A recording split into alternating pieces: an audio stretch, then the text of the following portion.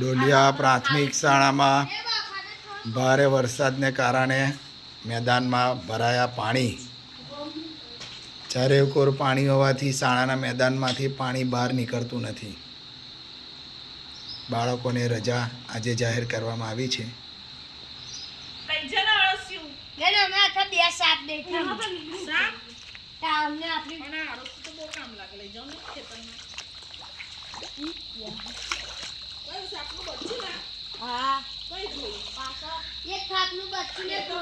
આ છોકરાઓની મોતરડી પાસે પાણી ભરાયા છે। બહાર નીકળવાના રસ્તામાં પણ બહાર પાણી જ ભરાયેલા છે, એટલે પાણી બહાર નીકળવાનો રસ્તો છે નહીં।